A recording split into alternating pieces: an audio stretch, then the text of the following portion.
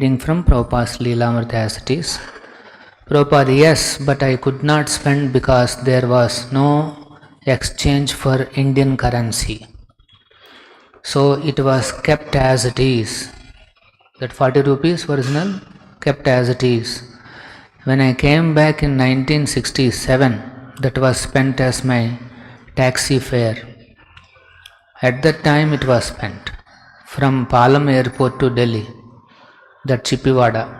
So they charged me 35 rupees or 40 rupees. So at that time it was spent. And 67 there was heart attack. Oh, Prabhupada, yes, I was hospitalized, but I did not like the hospital. So I thought that now I shall die. Let me go back to Vrindavan. Dr. Kapoor, yes, it was 67.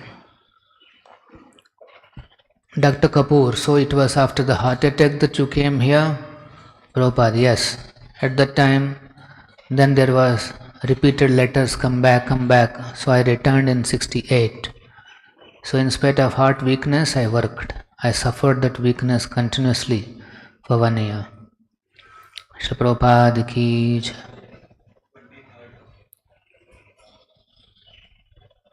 Om Namo Bhagavate Vasudevaya.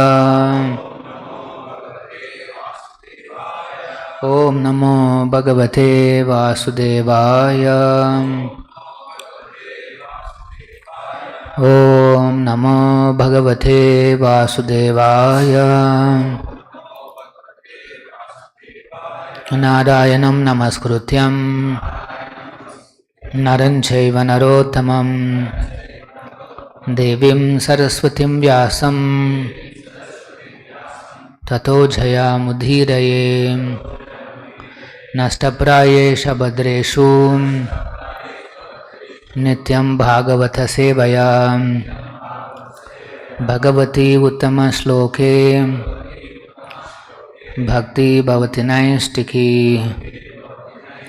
Reading from Srimad Bhagavatam, Canto 3, Chapter 22, Text 15. Rushiruvacha Badham Udvodum Kamaham Aham Badam Udvodu Kamoham Aprata Cha Tava Atmaja Aprata Cha Tava Atmaja Avayor Anurupaha Asa Avayor Anuruposao Adyaha Vaivahikaha Vidhi Adyo Vaivahiko Vidhi. Rushiruvacha Badham Udvodu Kamoham Apratta Chatavatmaja Avayoranaroposa Adyo Vaivahiko Vidhi.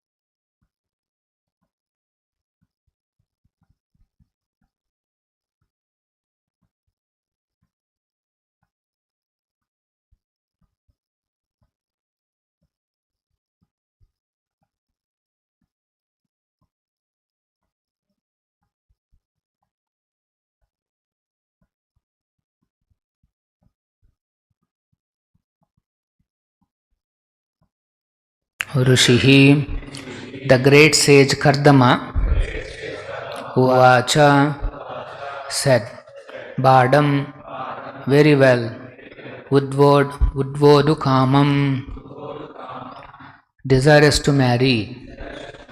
Aham, I, apratta, not promised to anyone else. Cha, an, tava, your, atmaja, daughter, avayo, of us two, anurupaha, proper, asau, this, adyaha, first, vaivahikaha, of marriage, vidhi, ritualistic ceremony. Translation, purport by His Divine Grace, A.C. Bhaktivedanta Swamy Srila Prabhupada. Translation, the great sage replied, certainly I have a desire to marry, and your daughter has not yet married or given her word to anyone. Therefore, our marriage, according to the Vedic system, can take place. Please repeat. The great sage replied, certainly I have a desire to marry,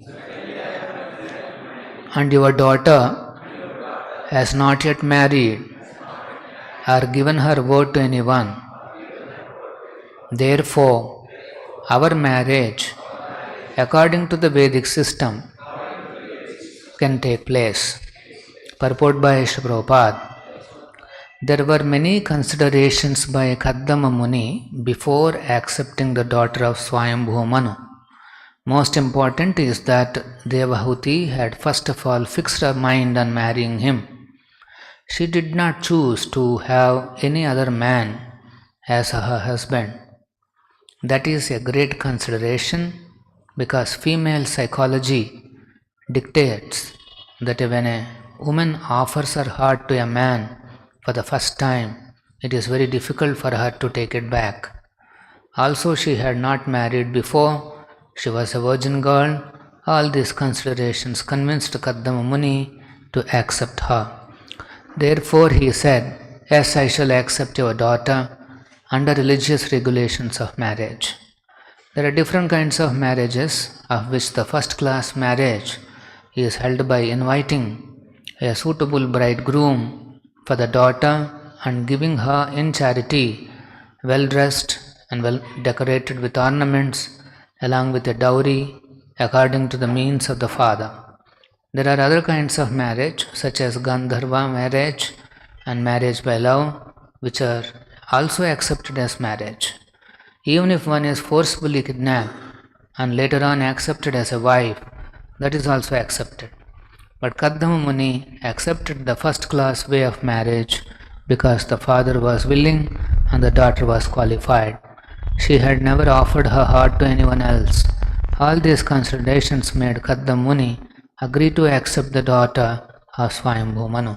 Dasanasta Bhaktivedanta Parpoto Madhyanatimirandhasya Jnananjana Shalakaya Chakshuranmilitam Nena Shri Gurave Namaha Nama Om Vishnu Padaya Krishna Preshtaya Bhutale Shri Mate Bhakti Nitinamine Namaste Saraswate Deve Gauravani Pracharine Nirvishesha Shunyavadi Paschatya Deshatarine Jai Shri Krishna Chaitanya Prabhu Nityananda Shri Advaita Gadadhara Shiva Sadi Gaura Bhakta Vrinda Hare Krishna Krishna Krishna Hare Hare Hare Rama Rama Rama Hare Hare.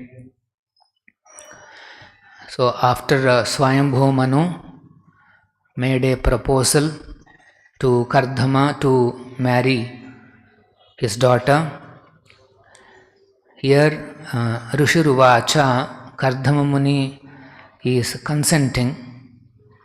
He is saying, Bhadam udvodu kamoham, yes, I am desirous of marrying. And what is the consideration by which he is accepting her? Apratta cha tavatmaja. Your daughter has not given word to anyone else, nor she married already. So, avayor anurupo so both of us, our marriage can now adyo vaivahiko vidhi, according to the regulations of Vaivahika Vedic system, marriage can take place. So he is giving his consent and expressed an important consideration that since Devahuti has not given word to anyone else, and so I shall accept her. This was the system. These are all part of a beautiful system called varnashrama dharma. The Supreme Lord himself created this varnashrama dharma. Krishna has a purpose in this world, and to achieve that purpose, he wanted the society to be organized in such a way. The living conditions are very simple and disciplined. So there is a mission of the Supreme Lord. To fulfill that mission, there is a structure that is created. So the concept of organizational structure comes from there. It is Lord who created it. That's why in every organization there is a structure and there is a mission. Our mission aligned with the Lord's, Krishna's, Lord Chaitanya's mission. So in that varnashrama, there are certain religious rituals are there, rules and regulations are there, by which the society used to deal with each other. Because the living conditions are very simple,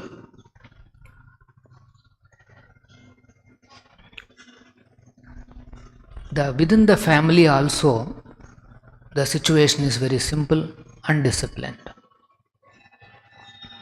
Each and every family unit is also well organized. Both as husband and wife, they have their responsibilities clear. The roles and responsibilities of the family members is clear. Those days, the families used to be large families. Elderly members are there, husband, wife, children, some 2-3 generations, they all used to live together. Even today we see such big families. And they keep their family traditions very carefully.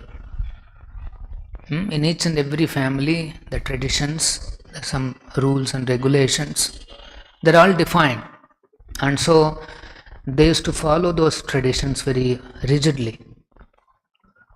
So in that simple setup, the woman used to take care of the family needs and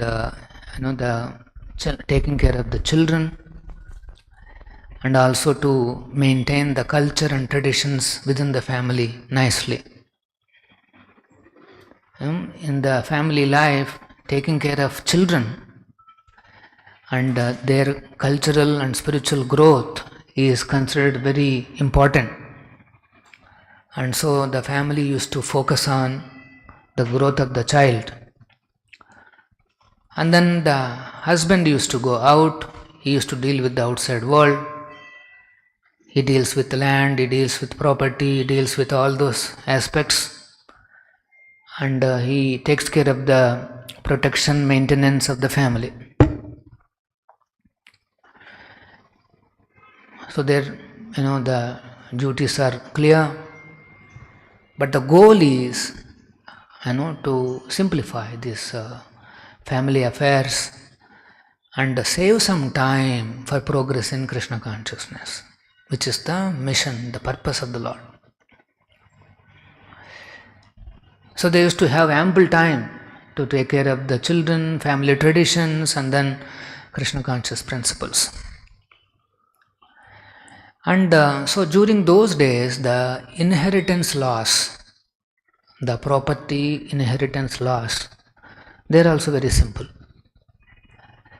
The entire father's property used to go to the sons. And when the girl gets married, the father, out of affection, father and the brothers, everybody, out of affection, they used to give a big amount, which is known as dowry.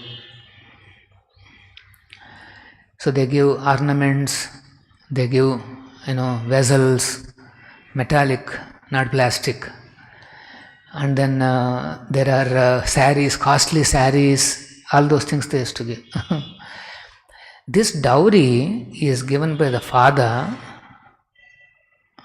for the sake of the girl. So the dowry is meant for the girl. And that is in the form of golden ornaments and so many necklaces, and this and that, plus saris and vessels and all that. So this is the form in which these gifts are given. Even that in-laws side also, sometimes they also used to give to that girl. They used to give dowry to her also. Give some, again, saris and jewels and all those things. And so this money which the girl gets, this is technically called Stri Dhana. This is money with the Stri, with the girl, with the woman, with the mother. So this Stri Dhana, Manusmriti says, cannot be touched by even the husband or the sons. It is meant exclusively for the Stri. This is called Stri Dhana. And this is useful for any family emergencies, or in terms of sometimes during those days also, sometimes the wife lives little away from the husband. It's part of the those family relations. Sometimes she goes, she is not liking something, she goes and stays somewhere. In all those scenarios, this Stri Dhana used to be useful. But there was never separation. There is nothing called separation or divorce. But all these games used to be there. So, and then in emergencies, she used to pledge these ornaments with, say, some that panwala or local financier, take some money and handle the family emergencies. That's the kind. Otherwise, sometimes she used to sell off these vessels. That's why vessels have to be metal, and they should carry some value. So this is how the Stri Dhana is used. And then in case the mother passes away, then that Dhana goes to the girls. Again, husband and sons never used to touch that Dhana. This is the dowry system. Because there is no inheritance of property of the father and brothers, they used to liberally give a grand dowry to the girl, so that the girl can have individual little bit of liberty, prosperity, and she uses it for welfare of the family and some emergencies. Sometimes it is said that when Narasimha ji and another 6 engineers were about to start a software company, they need some initial investment, and then it is said that Narasimha has borrowed from Mrs. Sudhamurthy some Stri Dhana he took. It is said that 10,000 rupees he took, and then today it is billions of dollars company it is. So during emergencies and during certain situations, the Stri Dhana is so useful. It was a very nicely designed system with the view in mind that life is simplified. All this property, transactions, monetary things, everything is simplified, so that people will have ample time for practicing Krishna consciousness. So then, unfortunately, the times have changed, the situation has deteriorated, varnashrama got deteriorated into a caste system. The main criteria of caste system is exploitation of the inferior sections of the society by the superior sections on the basis of some assumed superiority. So this kind of an exploitative system is present all over the world. It is present in each and every society. In India it is called caste system. In some other countries it is called racism. And in some other societies, based on some religious superiority, we are born into a certain religion, so other people are all inferior and they are even eligible for death. These are the kind of superiority based systems of exploitation have become prevalent in the society in under various names and forms and shapes. So it's not that caste system is limited only to India. It is widespread all over the world. So when this wonderfully designed varnashrama deteriorated into caste system, so there is an exploitation within the families too. And the whole civilization is geared up towards increasing GDP, economic development.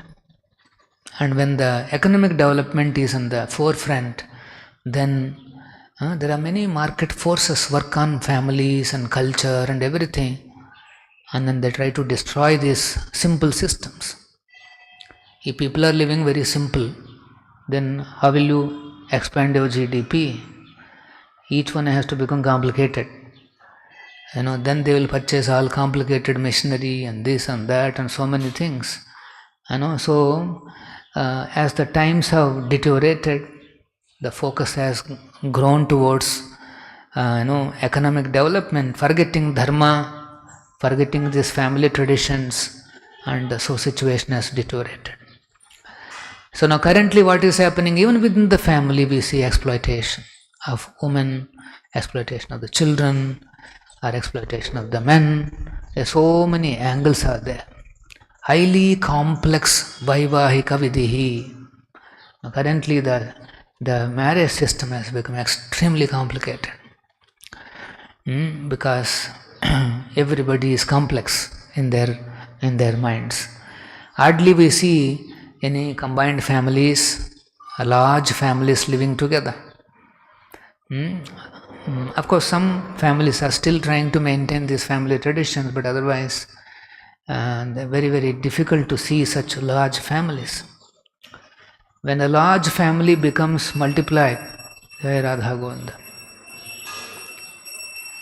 One large family becomes, say, 3-4 families, good for GDP. Because one large family is there, you will have one kitchen. You will have all those things, many common things are together. But let us say it becomes 4. You have 4 kitchens. You have to purchase more stoves, more vessels, and more. This is the direction in which it's going. Now there are philosophies which are even trying to break, put some kind of a poison between men and women. Even man and woman can break, then it is even more advantageous. Why? Because she requires one setup, he requires one setup. Good, no? All GDP is growing, but everybody is going down to hell. This is the scenario. Current scenario of the world is they have no botheration to keep them together, to give a good culture, and particularly for the next generation. For the children, where is the chance? In a divorced family, the children go through what kind of a turmoil? And then finally he has to live with someone, either this side or that side, but not both the sides. So the child will not get a complete affection. So this is the argument Arjuna gives. That Krishna, if this battle happens, all these, the family heads are fighting here, they'll all die. And if they die, the family traditions will dwindle. There will be adharma in the family. The next generations will be deteriorated. And such deterioration leads to Shankaro Narakaya Iva Kulagnanam. So he says this will lead to pollution of the family and then create varnashankara, the children who are without any samskaras, without any culture. They will be born, and such children will never follow any family traditions. According to varnashrama, there are many family traditions. For example, one is offering of this pindodaka, tarpana to forefathers. They are supposed to offer some water and pinda, that means prasadam, offered to Vishnu. They are supposed to offer to forefathers. This is a family tradition. So, according to this tradition, these pindas are made, offered to Vishnu, and there is a sankalpa taken that this prasadam be reached to reach the forefathers. And if the forefathers are unfortunately stuck in some very highly sinful situation, then because of these offerings, they can get some relief. So this was the tradition. But of course, Prabhupada explains in the purport that these traditions are meant for people who are, who are having fruitive mentalities. It doesn't applicable for the devotees who are practicing Krishna consciousness. So, like that, these family traditions will collapse, forefathers will suffer, the current family members will suffer, and the children also they suffer. This is the kind of deterioration. So, the point is, what is being designed for the well-being of the society, for the well-being of a family, has now deteriorated. Currently, dowry has become very vicious system. The boys side, they demand big monies. It is like a bull market. You have to go and purchase. Whoever gives big money, if you throw money, you will get a big, a different category is like that. This has become vicious, and it has, sometimes it leads to even big quarrels and even murders. That's why actually dowry is forbidden by law also. So it has become like that. So people, when they go through these scriptures, they take something which is very suitable to them, like dowry, and they don't consider the other aspects. What is that? The boy should be a great devotee of the Lord, free from all the sinful habits, and the girl should be obedient and chaste to the family, to the husband. Now this is the training. Now if this is not there, you are trying to implement some other little portions here and there selectively, then it will not work. So this selective application of dharma has led to a big catastrophe. It has given a very wrong impression to everyone that such low class traditions are there. But actually it's not a fact.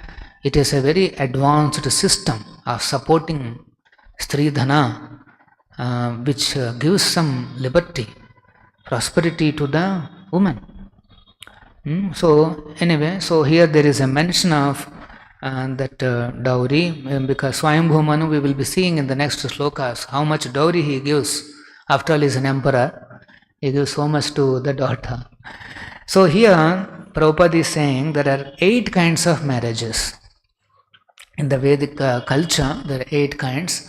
It is mentioned in Manu Smriti. I'll just read out. I'll not elaborate on each and every marriage, not required. It is said that Brahmo Daivastaiva Varshaha Prajapatyasta Asura Gandharvo Rakshasaischaiva Paisavastamaha Smrutaha. The 8 types are Brahma, Daiva, Arsa, Prajapatya, Asura, Gandharva, Rakshasa and Paishacha. These are the 8 kinds of marriages. Here Prabhupada is mentioning the first class marriage here, Kardama Muni, because Manu has approached him and she is qualified, fixed her mind on him, and so it is a first class marriage. And sometimes the marriage can be here Prabhupada is mentioning Gandharva marriage.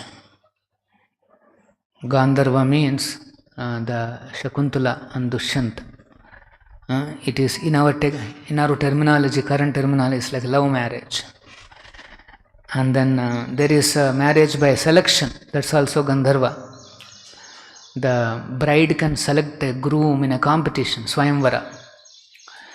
And then there is also Rakshasa. So actually Rakshasa Vivaha, very interesting. Once Krishna gets a letter from Srimati Rukmini Devi, and then in her letter she mentions, "My dear unconquerable Krishna, my marriage day is fixed for tomorrow. I request that you come to the city of Vidarbha without advertising yourself." She is even recommending the strategy. After all, she is born in a Kshatriya family.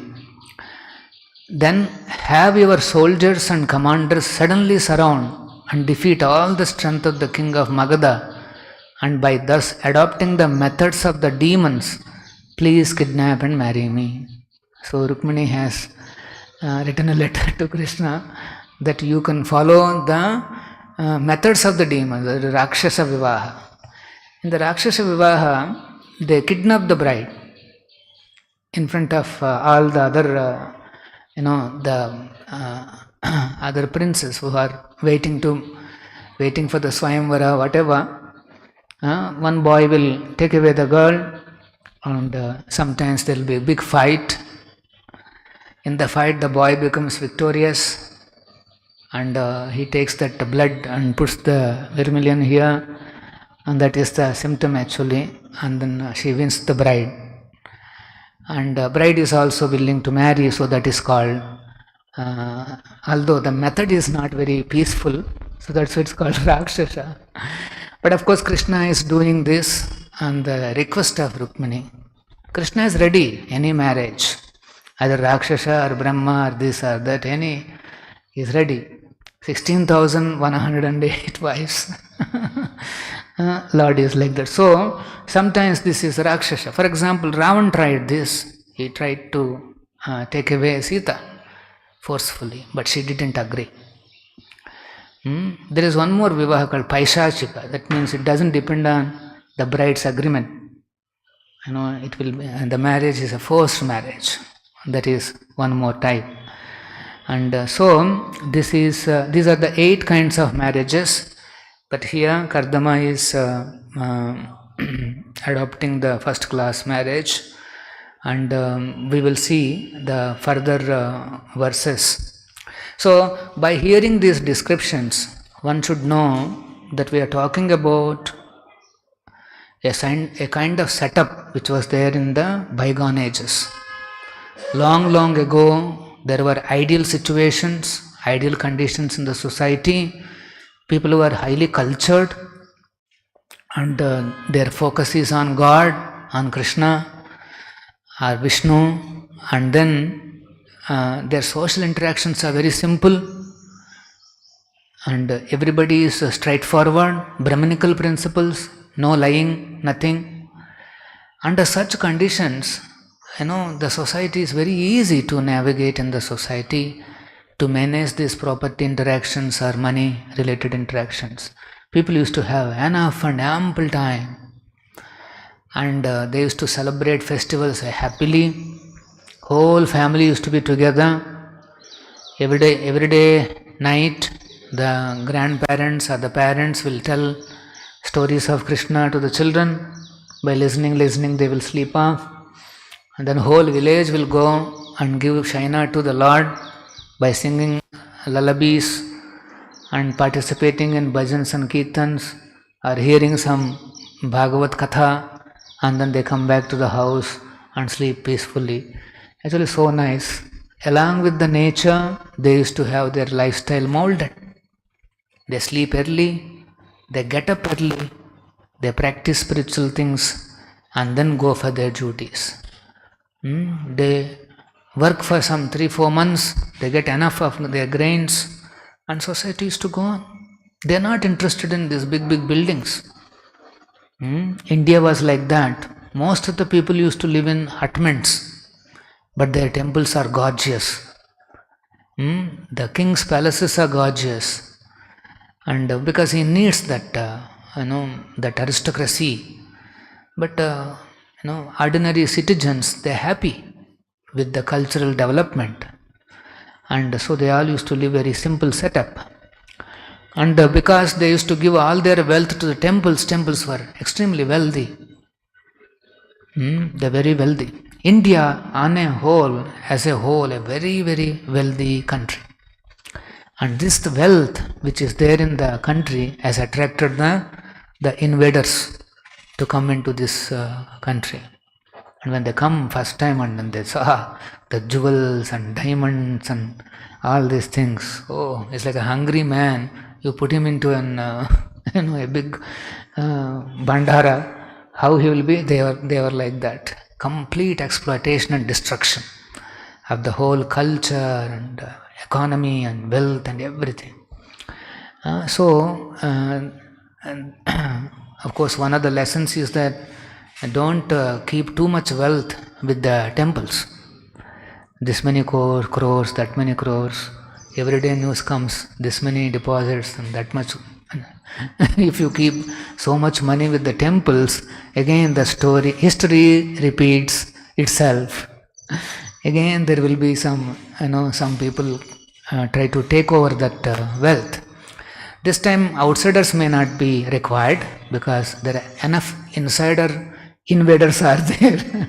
They are sufficient to take away all this money, all this wealth. So that's why Prabhupada has mentioned that the temple's wealth should be given away to the society, spent on the society's well-being in the name of the deity by distributing a prasadam, and also for dharma prachar, enhancing Krishna consciousness and helping the society to grow spiritually.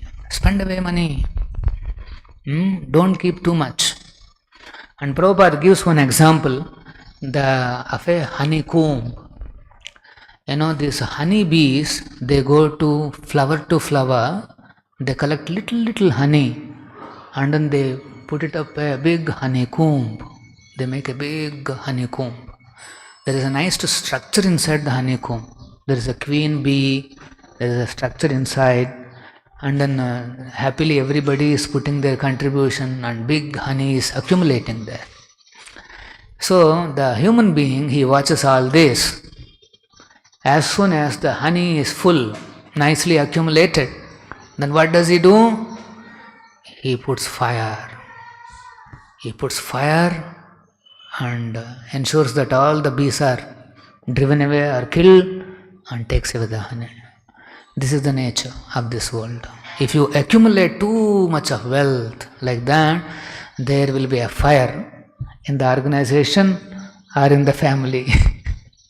And that fire will swallow the members. So, give it away to Krishna. Spend it in the service of the Lord. And if the temples are having richnesses, lot of riches, they should distribute in terms of massive prasadam distribution and massive propagation of Krishna consciousness, dharmic prachar. This will help. So these are some of the points. Any questions? Srila Prabhupada ki jai. Srimad Bhagavatam.